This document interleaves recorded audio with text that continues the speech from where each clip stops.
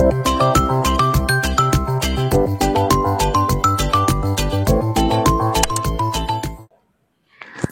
teman-teman semuanya, jumpa lagi dengan aku, Elizabeth Palma. Selamat tahun baru ya untuk kita semua. Selamat memasuki tahun 2025. Tahun baru, hidup baru, dan pastinya semangat baru. Tahun sudah berganti. Perkembangan zaman menjadi begitu pesat. Teknologi menjadi sangat canggih. Lalu, apakah masih berlaku untuk kita selalu berdoa kepada Tuhan? Cerita yuk bareng aku. Dengan adanya perkembangan ilmu pengetahuan dan teknologi, semuanya menjadi begitu mungkin untuk dapat kita adakan. Sebagai contoh, kita dapat mengambil dalam bidang pertanian. Kita dapat melihat salah satu contoh buah semangka. Kita dapat mengatur semangka itu dapat menghasilkan biji atau semangka tanpa biji. Atau semangka itu berwarna merah atau berwarna kuning. Semuanya itu dapat kita adakan dengan tangan manusia karena adanya perkembangan teknologi dan ilmu pengetahuan yang dimiliki oleh manusia zaman sekarang. Ada begitu banyak perkembangan teknologi dan ilmu pengetahuan yang ada di sekitar kita. Lalu, apakah masih berlaku dengan kemungkinan-kemungkinan yang akan terjadi bila kita berdoa kepada Tuhan? Tentunya sebagai seorang Kristiani. Teman-teman yang terkasih, aku mau membagikan salah satu pengalaman yang dialami oleh temanku sendiri, dan ini sudah melalui persetujuannya ya. Ia adalah seorang yang sudah bisa dikatakan tidak muda lagi. Kini ia berusia kurang lebih 30 hingga 40 tahun. Dan hingga sekarang, ia masih belum memiliki pekerjaan yang tetap. Dalam sebuah sharing, ia bertanya dengan penuh keputusasaan kepadaku. Untuk apa? Untuk apa aku berdoa saat ini? Apa gunanya aku memanjatkan doaku kepada Tuhan? Toh, juga sampai sekarang, aku masih belum punya pekerjaan yang tetap. Aku sudah tidak tahu lagi harus berdoa seperti apa. Kata-kata yang seperti apa yang harus aku ungkapkan kepada Tuhan. Karena aku sudah sangat putus asa. Aku sudah tidak punya harapan lagi tentang apa yang harus aku kerjakan saat ini. Aku pun sudah tidak tahu bagaimana harus memenuhi kebutuhan keluargaku dan juga kebutuhan perekonomianku sendiri. Sekilas itu perkataan yang penuh dengan keputusasaan yang dikatakan oleh salah seorang temanku. Jujur, saat itu aku gak bisa mengatakan apa-apa. Satu nasihat pun tidak aku ungkapkan. Karena aku bukan seorang yang pandai dalam memberikan masukan tentang pekerjaan. Jadi saat itu aku hanya diam dan di dalam hati aku merenungkan itu. Di dalam permenunganku secara pribadi, aku berusaha untuk mengerti apa yang dialami, apa yang dirasakan oleh temanku ini. Yang mungkin juga dialami atau dirasakan oleh teman-teman semuanya. Dan ini adalah sedikit hasil permenungan yang aku dapatkan ketika aku mencoba untuk mengerti dan memahami situasi yang ada dan juga membawanya di dalam doaku secara pribadi. Aku secara pribadi bertanya kepada Tuhan, Tuhan, apa yang Kau kehendaki pada temanku ini? Aku mengenal dia sebagai seorang yang pandai.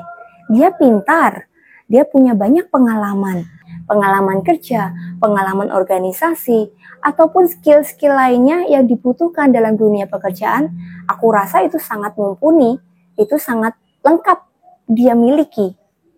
Tapi apa yang menjadi penghalang sehingga perusahaan sulit untuk menerima dia? Aku juga mengenal temanku ini sebagai seorang yang berkepribadian baik, seorang yang sopan, seorang yang ramah, seorang yang beretika baik. Itu sejauh yang aku kenal. Lalu, mengapa Tuhan, mengapa Engkau membuat begitu rumit kehidupan dalam dunia pekerjaannya ini? Aku tidak menemukan jawaban atas pertanyaanku ini. Aku berusaha untuk mencari kemungkinan-kemungkinan yang mungkin menjadi sudut pandang Tuhan, yang mungkin menjadi alasan-alasan Tuhan mengapa Tuhan tidak memberikan jalan yang mulus dalam karir temanku ini. Aku mulai melihat hal-hal sederhana yang dialami oleh temanku. Mungkin ini juga dapat menjadi bahan refleksi teman-teman semuanya yang menonton video ini. Temanku saat ini mungkin memang tidak memiliki pekerjaan yang tetap. Dia tidak memiliki gaji yang tetap setiap bulannya, sehingga dapat dimaklumi, dia begitu khawatir tentang kehidupannya saat ini dan juga kehidupan masa depan. Tapi aku melihat Tuhan menyelenggarakan begitu baik dalam kehidupannya. Tuhan memberikan pekerjaan-pekerjaan kecil, pekerjaan-pekerjaan serabutan yang dapat dilakukan oleh temanku ini. Dia dapat bekerja di berbagai tempat dalam waktu yang cukup singkat setiap tempatnya, sehingga dia dapat berpindah ke sana kemari untuk bekerja. Mungkin tampaknya begitu repot, tapi sepertinya Tuhan ingin mengerjakan sesuatu dalam diri temanku ini. Aku berpikir mungkin Tuhan sedang mengajarkan kedisiplinan. Mungkin Tuhan sedang mengajarkan kepada temanku arti dari kerja keras, arti dari ketekunan. Aku tidak tahu apa perkara-perkara sederhana yang setiap hari dialami oleh temanku ini dalam pekerjaannya yang serabutan itu. Mungkin Tuhan juga mengajarkan bagaimana cara untuk bersyukur akan hal-hal kecil yang Tuhan berikan. Secangkir kopi, atau segelas es teh manis, atau sebungkus nasi padang yang kerap kali diterima oleh temanku ini di sela-sela pekerjaan yang kecil-kecil itu. Bukankah itu suatu rahmat juga? Mungkin temanku berharap akan hal yang lebih. Memiliki uang dalam tabungannya, memiliki investasi emas, ataupun dapat menabung saham, atau dapat mengajak orang tuanya pergi berziarah.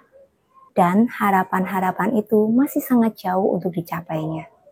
Tapi, apa salahnya untuk mencoba bersyukur akan hal-hal sederhana, seperti tadi yang aku sebutkan, seperti segelas teh manis, seperti secangkir kopi, seperti nasi padang, yang setiap hari diterima secara cuma-cuma di sela-sela pekerjaan hariannya itu.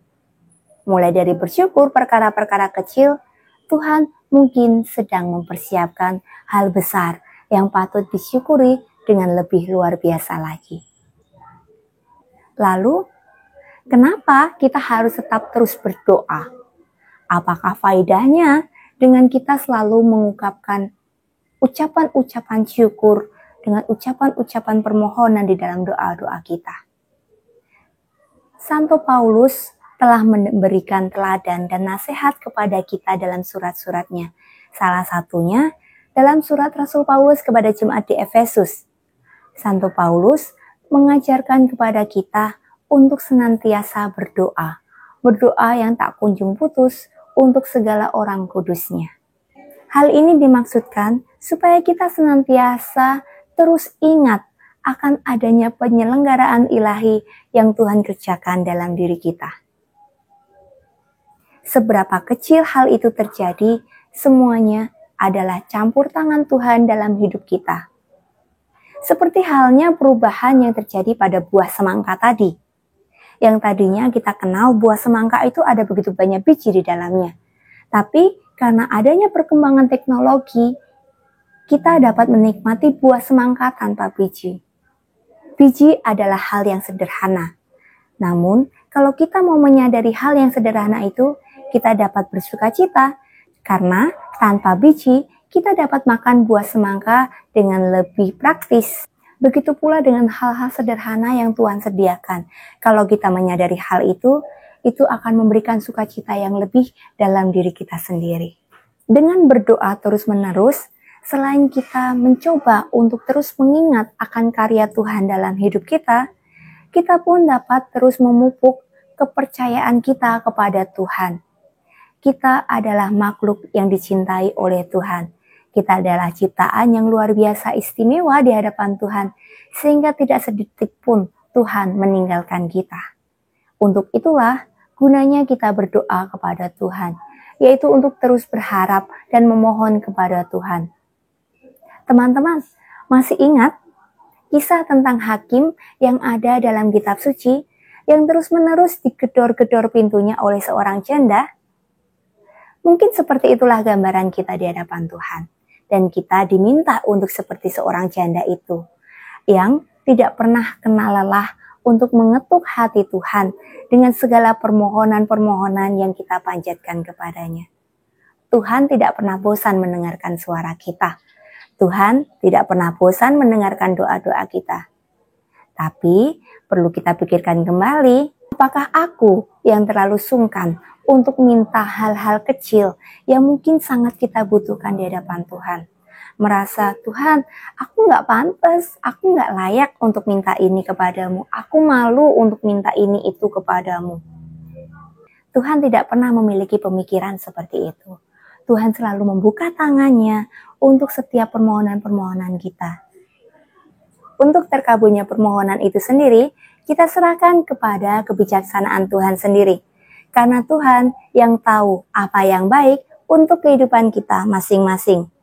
Jadi, mengenai pertanyaan kenapa kita harus terus berdoa? Ya, karena kita membutuhkan Tuhan.